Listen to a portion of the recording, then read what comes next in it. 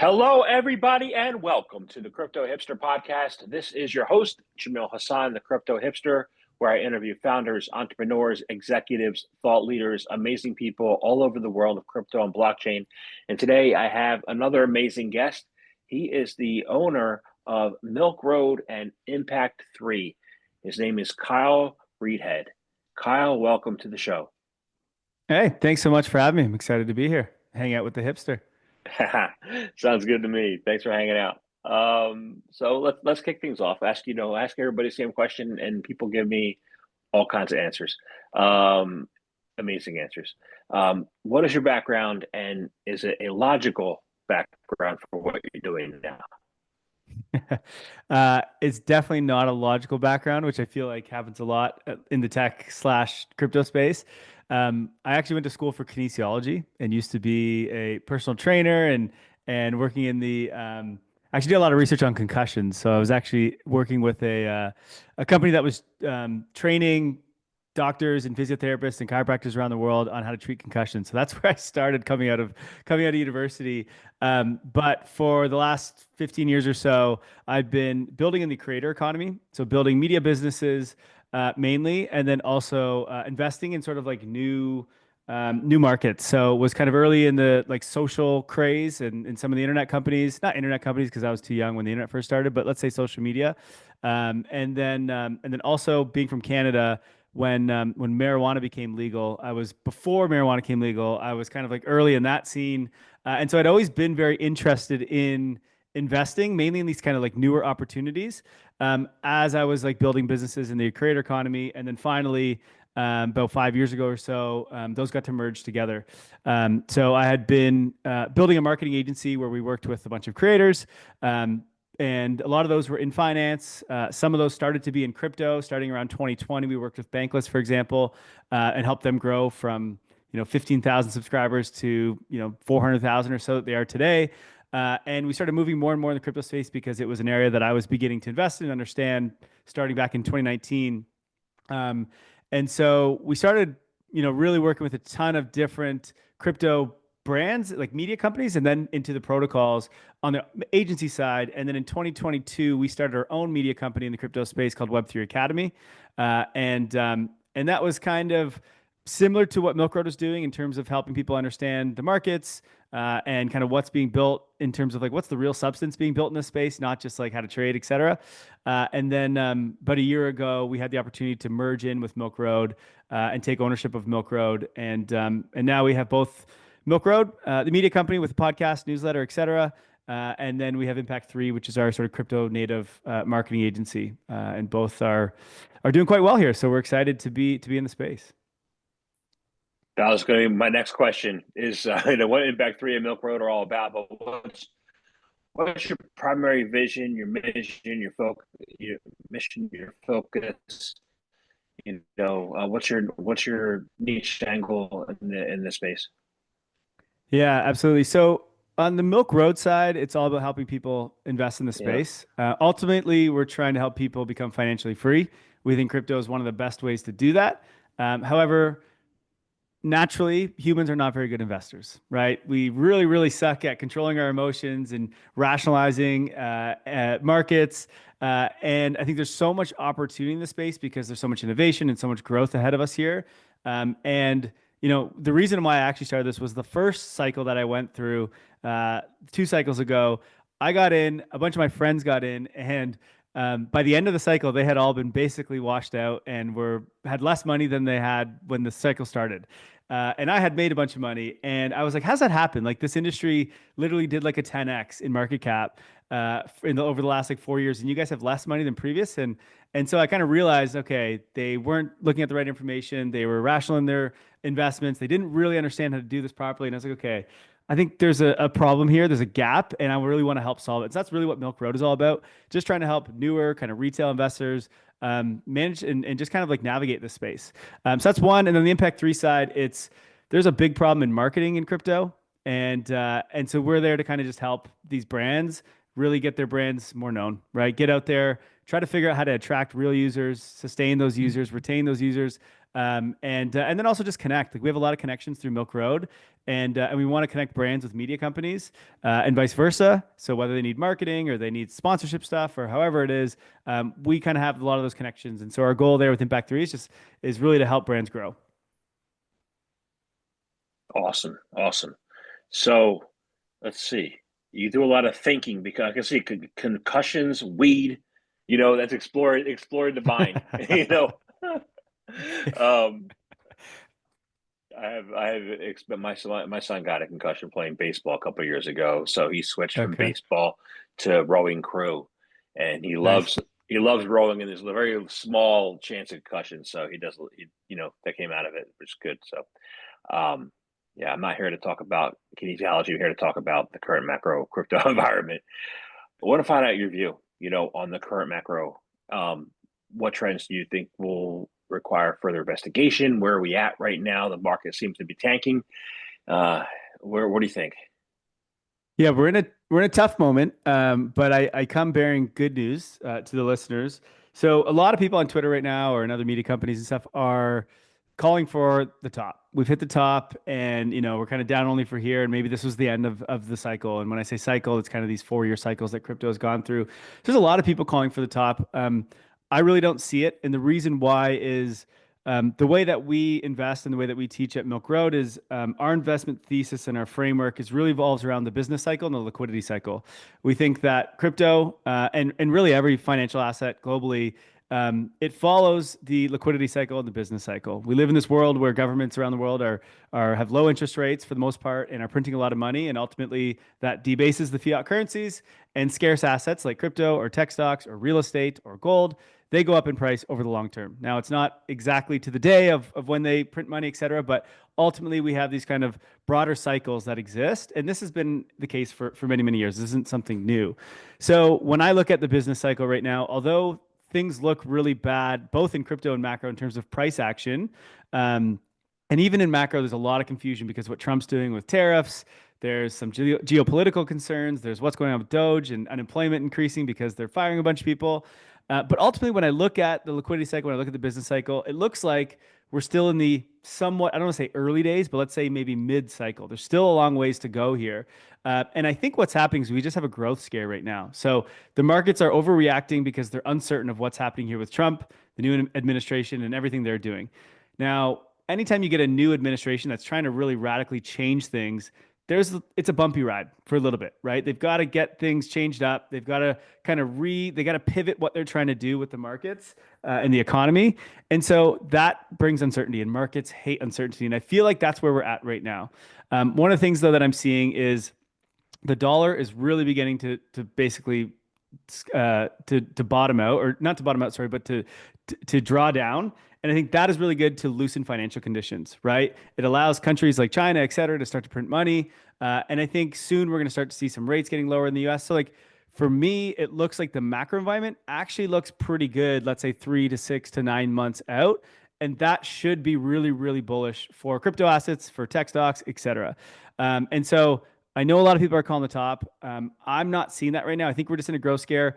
This is almost reminds me of 2021. If anyone remembers that was here back then, that was kind of like the later stage of the bull market. I think it was in March or in May. We kind of rocketed up. Bitcoin hit close to, it was like 60,000 ish. And then it went down 50%. And it took a few months. And then by the end of the summer, all of a sudden we were back up to all time highs again. And then the cycle ended. And it feels like maybe we're in a similar situation right now. We've had two years of price up only basically for Bitcoin and for a lot of crypto markets. Alt season and altcoins a little bit different story. But ultimately, like, crypto has done really well over the last 2 years. I think we're gonna have another good year this year. I just think a little bit of patience is needed. We've got to get through this uncertainty, which shouldn't take much longer. And then I think we're going to see liquidity start to increase, the business cycle start to pick up, and ultimately our risk assets should do quite well as a result of all that. So I'm quite bullish here. I would say this is a good accumulation phase, a good time to be buying rather than selling. Sure, can we go lower? Sure, of course, you always can. But in my opinion, the risk reward right now is heavily skewed to the upside. Like we might go down a little bit more, but I think in terms of when we go up, it's going to be up a lot more. So I think this is a great risk reward. I was telling people in December, this is not the time to be buying when Bitcoin was, over 100K. And, people were launching meme coins like crazy. I was like, this just seems too much. And again, I didn't think the cycle was over then, but I kind of was saying this seems like a little bit of a local top here. I didn't think it was going to be this bad of a pullback, but hey, they should be expected. That's crypto, right? This is a very, very volatile space. If you want assets that go up 2, 3, 4, 5x in a number of years, you got to expect 50% or more pullbacks. That's just part of the game. And so for me, I think this is just a pullback that fits within the broader, longer cycle. And so I'm not in the camp of the cycle's over yet. I like that. You said earlier people suck at investing, and I'm looking at. I mean, I had Ave on Celsius. So I'm Mm. like, all right, I wasn't doing this right. You know, and a lot of people aren't doing it right. So people load up. You know, at this time. You know, that's a good suggestion. Buy when cheap and sell when it's high. So something else happened in the U.S. You talk about Trump early. You said Trump strategic crypto stockpile, right? Why is that a big deal? Even though they're funding it with seized crypto. Yeah, I think, look, it's funny. The market really didn't like this decision of the Bitcoin strategic reserve and the crypto stockpile, at least when it was announced, markets went down. And for me, I sat there and was like, look, the market didn't like it because they weren't buying billions of dollars of Bitcoin and, millions of dollars of ETH and whatever. And so the market really had expectations that were just too high, in my opinion. But when I sit back, if you kind of zoom out and you look at it and you're like, man, if you asked the question a year ago, is there any chance in the world that the US would have Bitcoin as a strategic reserve? You've been like, no, there's no way that's happening in 2025. And then all of a sudden, like that talk started happening as Trump started discussing it later last year and obviously took over presidency. But like this was unheard of in March of 2024. And so the fact that that exists, that's just a signal to the rest of the world that like, hey, this is a legit asset. Crypto is a legit industry. And, it's so legit that the US wants to actually reserve this stuff and not sell it. Right. And so to me, we already look at the effects of this. Brazil has already announced that they have a strategic reserve. They're buying it with their treasury. They announced that the same day the US did. I think there's a few other countries that are now in discussions, China being one of them. So, like, ultimately, to me, look, it didn't matter if the US was going to buy more or not. They're not going to sell, like, what is it, 200,000 Bitcoin or whatever they have. So, like, that's pretty good news in itself. But the fact that this has now become a legitimate thing, that the number one global power country has said, hey, we're putting kind of a stamp of approval on this. I think the ripple effects of what's going to happen here are massive. And it might not be immediate. It's not like every country is going to go rush to buy Bitcoin today or tomorrow. But over time here, the amount of corporations that now have the green light to buy it if they wanted to, the amount of corporations that now have the green light to go and build on top of crypto if they want to use stable coins, to invest, to launch a token, to do whatever they want to do, that's huge. And then, of course, other countries around the world that aren't going to just let the US be the only one to do this. Like, I think that the ripple effects here are just massive. And I don't know if the market's missing that or if the market just doesn't care because there's too much uncertainty in the macro. I'm not really sure what's going on, but to me, this is just massive and makes me think that when the bull market continues, we're going to see a big upside here because what's funny is there's been so much good news, not even just about Trump, right? Like the SEC has dropped all of its cases against all the big players in crypto, Kraken and Coinbase and Uniswap and et cetera, et cetera, et cetera. Like that is huge. They've just reversed I forget the name of the bill that was put in where banks couldn't like custody crypto assets. So like all these things are happening right now. We're about to see so much expansion in the ETF space for cryptos. Like we're basically unlocking everything, and innovation is about to be able to flourish finally for the first time in crypto, at least in the US. And I just think that that is such a massive move. And what's interesting is all this has happened over the last couple of months, and yet prices have gone nothing but go down, right? And so I see a bit of a mix here, and it's the perfect kind of inflection point for me, which is the macro has gotten worse and scared people, so people went risk off. But as that happened, the fundamentals of crypto have just gone light years ahead over the last couple of months because of regulatory changes and what's going on with the strategic reserve and the SEC lawsuits getting dropped, et cetera. And so it's like whenever markets decide to turn and we go risk on again, I think crypto is just going to be the fastest horse in the race, is the way I like to call it. Because remember, this isn't a crypto thing that we're seeing right now in terms of why prices are down. The Nasdaq is down, the S&P 500 is down. Like most assets are down right now, and that's just because again, the globe right now is kind of uncertain in terms of markets because of Trump, right? And so everyone has gone risk off. Everyone's on the sidelines, and so when everyone decides, okay, we're going to go risk on, it's time. A lot of that capital is going to come into crypto and even more than before because of the changes in the regulatory environment. And so I actually think we're at a really bullish setup here. Again, when that changes, I'm not sure. It might be weeks, it might be a few months. You know, if you think about last year, we ran up in March because of the ETF, right? Really, really bullish news. And then we pulled back for like, what was it, 8, 9 months, right? And then all of a sudden in October, November, like we took off. And this is how crypto really works, right? Like it's these sort of we consolidate or we pull back and it might take months. And then all of a sudden we just like 2x in a number of like maybe like days or weeks. And so to be on the sidelines here seems like a bad idea to me and is really tough because when crypto moves, it moves really fast. And if you miss that, then you're missing the big gains, right? So yeah, I think we're at a really good setup here, and I think this crypto or the Bitcoin reserve, the crypto stockpile, is just another thing building the momentum. The best way to explain is it feels like crypto is that bottle of Coca-Cola where you put the Mentos in and you shake it up, and then it's like once you take the lid off, which is when liquidity and the macro environment kind of clears up, the thing's just going to shoot out like crazy. That's kind of what I'm seeing right now in the crypto world. I like your view.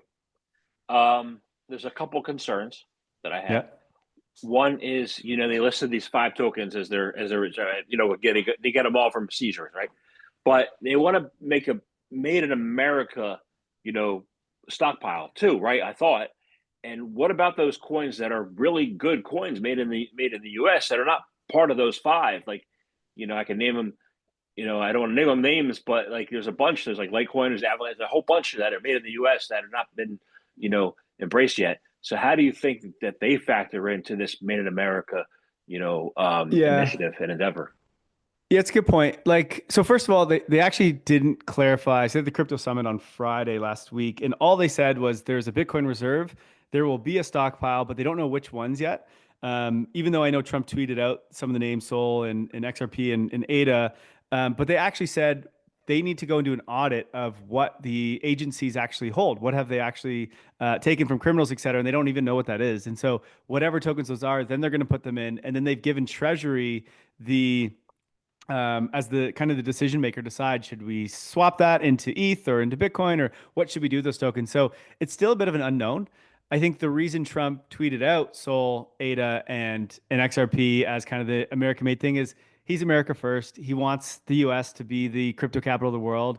And the other thing is I think he knows that a lot of Americans hold those three tokens. And so it's a little bit of market manipulation, to be completely honest, and a little bit weird. And I don't love that he's doing that, but he's trying to pump the bags of Americans, and he's trying to pump the bags of American made businesses. Like, look, I don't love that he's doing that, but like I see why he's doing that. But I think what was really nice is they announced that everyone was kind of up in arms on Twitter about this whole stockpile thing and including some of those tokens. And they've kind of backtracked a little bit. I think David Sachs, the guy that's kind of running it all, the crypto czar, I think he's got his good head on his shoulders, and he's not going to let the grift make its way into these stockpiles. And he's going to do a good job of this. So they're being very methodical about it. Ultimately, I think it's a net positive for the industry. They can't include every token, so I know everyone was like, "Well, what about my bags? And what about my bags and my token, whatever?" I mean, they're not going to include it all, and I'm sure they'll come up with a good strategy in the future. We still don't really know exactly what that's going to be, but Trump's going to try and do America first because that's his whole campaign, right? Like he's there to pump America, and so kind of made sense he did that. But we'll see where that stockpile goes. For now, it's bullish Bitcoin for sure. And then, I mean, the rest of the industry, it's still really good news just because they want stablecoin regulation. They want all the good regulations coming in. So I think it's a net positive no matter what. Yeah, I agree. I agree. So the other thing I'm concerned about I want to say it, is the lack of innovation. What does that mean? Last cycle, We had the creation of ZK rollup, ZK Pro. We had all this awesome ZK stuff and other innovations. Okay. This time we just have millions of more coins. You know what? Most of them are meme coins, but we have coins, but no new innovation. We need to have new innovation, right? So, Yep. where's the innovation going to come from? What's like that's going to head the next bull cycle, right? You need something. Yeah. Look, I think what this cycle is about, so there is innovation. It's mainly on, let's say, the AI in crypto world, in terms of AI agents. Obviously, meme coins, not a huge innovation. And that's gotten a lot of the attention over the last, let's say, 2 years or maybe a year and a half. But I think, say, so we have innovation happening in the AI crypto world. But more importantly, I think what this cycle really, the big deal of this cycle is not new innovations. It's the innovations of previous cycles that are finally able to be scaled and have better UX and actually gain adoption from real companies. So like for me, the most exciting thing is stablecoins, which I know people don't care about because the number doesn't go up for a stablecoin. They're stable, but ultimately we finally hit an inflection point for stablecoins. We're at 227 billion in supply of stablecoins. That's almost doubled in the last year, right? That's massive, and it's going up at about 5 billion a week right now. So the clip of dollars coming on chain is massive, and that in itself is actually a huge unlock for what blockchains and what crypto is enabling, right? If you're an American, it's not the most exciting thing in the world because you already have access to dollars. You can move them within your country pretty easily and it's cheap. The rest of the world who has currencies that are not as good as the dollar, they all want access to the dollar. And it's very costly, or in a lot of places, it's prohibited for them to get it. Places like Argentina and Turkey, et cetera, their currencies are inflating at ridiculous rates, and they actually can't even get access to dollars. In some places, it's illegal. And if you want to send money, let's say from, I'm in Canada. If I want to send money from Canada to Europe, we have a lot of employees in Europe that we pay to do that from dollars. It's actually quite expensive and it takes multiple days, right? Like it's 2025 and somehow it costs me like $10, $15 to send, let's say $1,000 or $2,000 and it takes like 3 days. It's like I could fly to Europe faster than I can send money. Like how, in what world does that make sense? Now, stablecoins do this where it removes all borders from dollars. And so now the around the globe, you can move money anywhere and it's free essentially. And it happens immediately and you actually get to custody it and hold it yourself. You have no issues around people blocking your payments, et cetera. And so that to me is a massive unlock for people that want to move money to other people, whether it's families in different countries, but also for businesses. That's where I think the real adoption is coming. As I mentioned already around regulation, Trump's already given the green light now for corporations and countries even to start to use this stuff. And for example, we pay about 30% of our employees using stablecoins because they're in different countries. And it's way, way, way easier and cheaper for us to do it. We want to get that to 100%. We're not the only company in this world that wants to do that. We're starting to see stablecoins really pick up and become an integral part of the financial system. And I think both in terms of payments and in terms of like paying employees, Robinhood is settling their transactions using stablecoins on weekends. So like it's becoming a really big deal. And I think that's not super innovative, right? In terms of like this year, we've had stablecoins for what, 5, 6, 7 years now, but we finally unlocked the regulatory uncertainty and the scale to be able to actually do this, right? And so another thing I think that's really big this cycle is DeFi. Again, DeFi was the innovation last cycle, as you said, but we're at a place where the stuff's been battle tested. It's working. We have better yields in crypto than we do in the TradFi world. And so I think, again, corporations can start to come in and use this stuff for their treasuries. Why wouldn't they? They can get better yield on their dollars. Why wouldn't they hold Maker's stablecoin where they can make 6.5%, right? In US treasuries, you can only make, I don't know, is it like 4% or something, 4.3%. So I think the adoption is coming from corporations finally being able to put their money and not just money, but start to build and integrate crypto and blockchain into their companies. And I think that's where we're going to get the next big leg up is from that unlock. And so it's not necessarily innovation, but it's finally being able to use it and integrate it into existing infrastructure. So that's the thing I'm most excited about. And then on the innovation side, I do think there is still a lot of innovation in terms of AI. AI agents, I think, is the biggest thing that people need to be paying attention to right now. If you've used them, they're not perfect yet. Like, don't get me wrong. I know there's a lot of AI agents on Twitter, and honestly, they kind of suck. But the speed at which AI is improving right now is incredible, right? Like every day or every week, you kind of get on Twitter and you see, oh, there's a new version of Grok, a new version of OpenAI, a new version of this and that, and they're just getting so much better, so much better, so fast. And one of the cool things about the AI agents that exist in crypto is they're just built on top of those rails. And so we don't need crypto AI to really continue to improve. So long as just the general AI improves, then our products improve as well. And what's cool about AI agents in the crypto space is they have native wallets and native tokens, and so they can do a lot more than the AI agents that OpenAI has launched. And so having AI agents go and transact on chain for you or go do things on chain for you, whether it's using DeFi or whatever, manage your portfolio, I think that's going to be a really big deal. And so when I actually look at the on-chain data and I'm looking at, okay, where is there going to be adoption? One, I think about corporations. What are they going to do? What tokens are they going to buy? What protocols are they going to use? And then I'm thinking about AI agents. What protocols are they going to use? Right? I'm starting to go. I don't care what humans do. I want to know what AI agents are going to do. Right? And they're going to look not for the best marketing or the nicest logo. Right? They're going to look for the best yield or the best risk adjusted thing, right? Like they're going to be much more critical thinking than humans are, right? We look and we go, we want the thing with the nice colors that has the nice message and the nice slogan. AI agents don't care about that. And so I think we've got to start to change our mindsets and our frameworks here because the demographics of who's going to use the blockchain is changing rapidly. And I would say even today, there's probably more AI agents and bots that use the blockchain than humans do, right? So it's a bit of a weird mindset change when you're analyzing projects because you really got to think about the next user. And I think that's AI agents. So there's where I think the innovation will really come in this space. Wow. And also maybe you could say that regulation is an innovation. Yeah, 100%. It could be the biggest unlock of all of it, to be completely fair. Interesting. So, we talked about the positives. Now I want to talk about the negatives a little bit. I was here in 2017. I was an ICO advisor. ICOs went away. 2021, you had artists making money for the very first time in their lives with NFTs. They went away. We had Yeah. 13 metaverse commercials in the Super Bowl a couple of years ago. They went away. Meme coins, where are they going?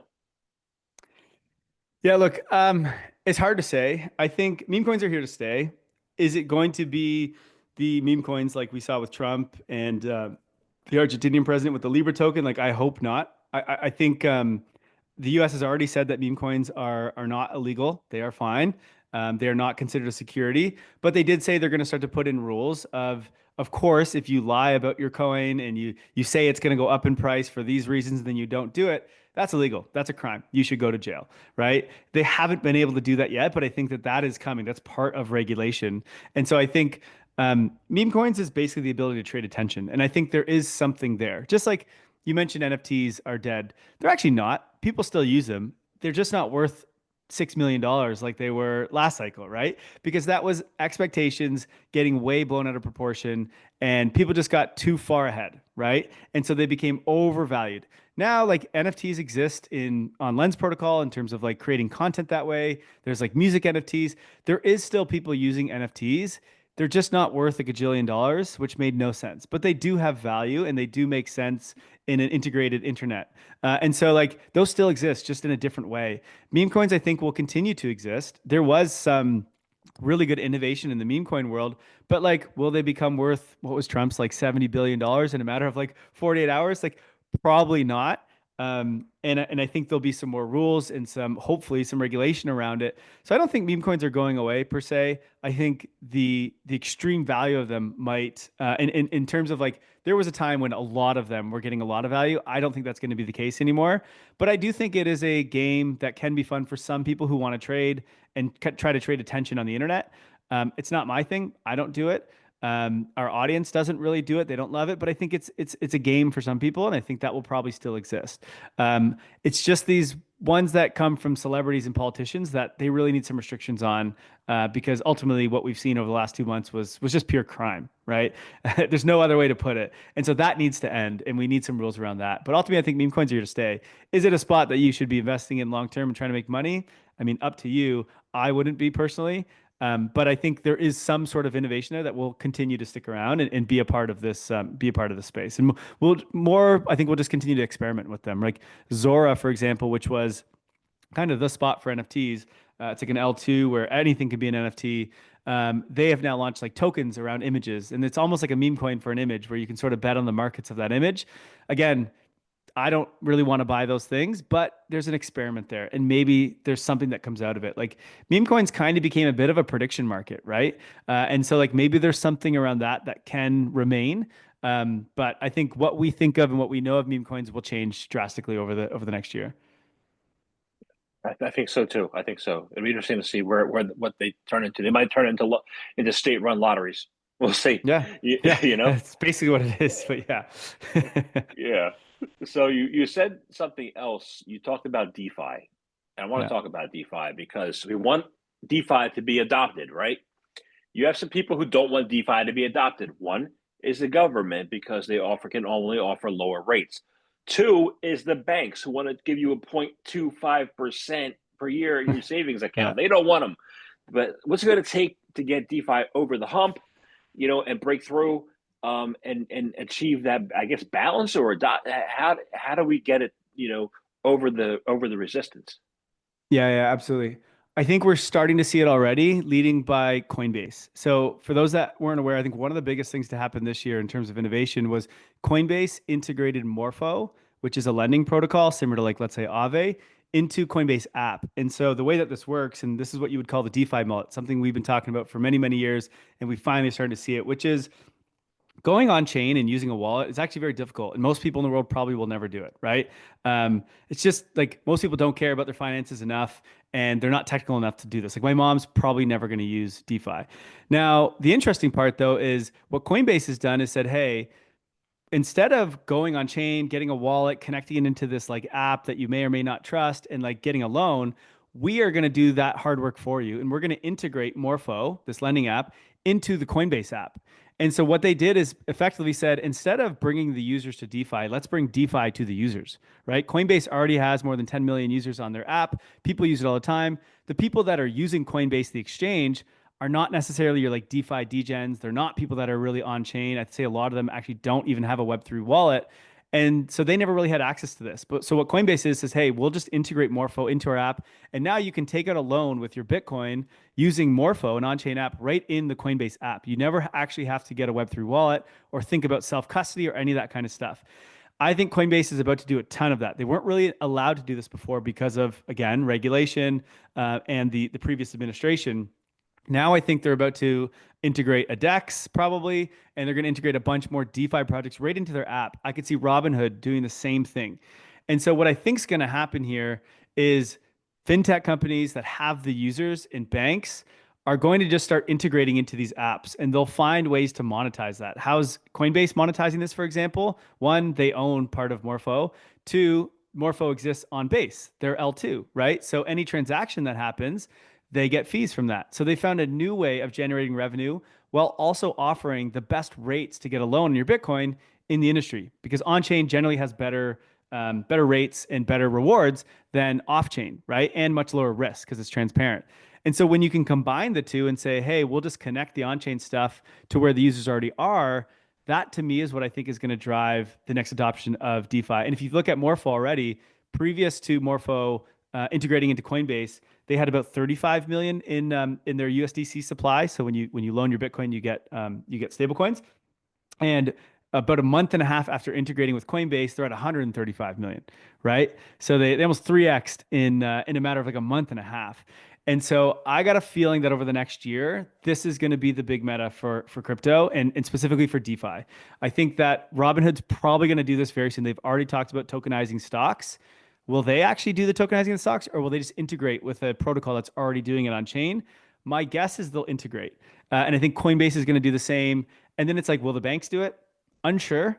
I think at some point they will, but they're going to be slow. So I think the fintechs are actually the ones that, like the Revoluts of the world and the PayPals, Stripe, they're already all beginning to integrate crypto, mainly with stablecoins. But I think DeFi is next, and Coinbase will be probably the leader there. You'll see the other exchanges like Kraken, OKX. I think they're going to start doing it too because they also have their own L2s, so they can do the same setup as Coinbase does. So I actually think that's probably the big driver of DeFi that kind of gets it through. The other one would be corporations, right? For example, we hold a lot of dollars in our, let's call it a treasury, and it was just sitting in a bank account for a while, basically making nothing, right? And for a while, we had it in a U.S. Treasury, so we were making like 5% or 5.5%. That went down. Now it's at like 4%. We're like, this isn't as useful. But if we moved it on chain, we could put it into Maker, which is a DeFi protocol, and we could hold their stable coin and generate. At the time, it was like 8.75%. At one point, it was 12% yield on it. And we're like, well, that's double or triple what we had before. So we moved a large portion of ours on chain, and now we have it in DeFi just sitting there in SUSDS, which is Sky or Maker's stablecoin, and it's generating yield using DeFi in a very low risk environment. And so when I think about that, it's like, well, if we did it, I would imagine more corporations are going to do it, right? So I think there's this world where when corporations come in to use crypto, they're probably going to use DeFi. And then I think the fintechs and maybe the banks, although they'll probably be years out, will integrate into DeFi. And so I think DeFi is coming to the user rather than we have to get the users to DeFi. Interesting. Makes sense to me. I'm going to I think I'm going to the World Bank Summit in April. Okay, So nice. I want to see what they have to say about, stable coins and DeFi. So uh, Well, the one thing I would say is like the US is super, super bullish on stablecoins because they basically, and they said this at the crypto summit on Friday. Bessent, who's the head of the treasury, he said, hey, we want to make sure that the US dollar remains the global reserve currency. And the way we're going to do that is through stablecoins, right? What a perfect way to keep everyone using dollars than putting it on chain and allowing it to go anywhere in the world for free at the speed of light, right? That's a beautiful thing. So the US is going to be all for that. Now, the World Bank, I have no idea what they're going to, they probably don't like this stuff, but I think corporations will like this stuff because they have ways to monetize it and they can provide better rates and products to their customers. And so that ultimately, that's what I think matters. And that's where I think this is all going to come from. yeah, I agree. Well, I really enjoyed speaking with you today. I want to thank you very much for talking to me. This is a wonderful conversation. I have one last question. It's easy. How can people find out more information about Impact 3, about Milk Road, about you? How can they do that? Yeah, absolutely. So, first, if you're an investor in crypto, go to milkroad.com. We've got podcasts, we've got a daily newsletter, we've got a research side, all around helping kind of retail learn how to invest. So make sure you go to milkroad.com. The other is just follow me on Twitter. You can get access to everything from there. I'm always sharing things going on. My Twitter's my name, at Kyle Reedhead. And maybe you'll have it in the show notes and you can just go click there rather than me spelling it out. Awesome. Thank you very much for your time today. Thanks so much. This is great.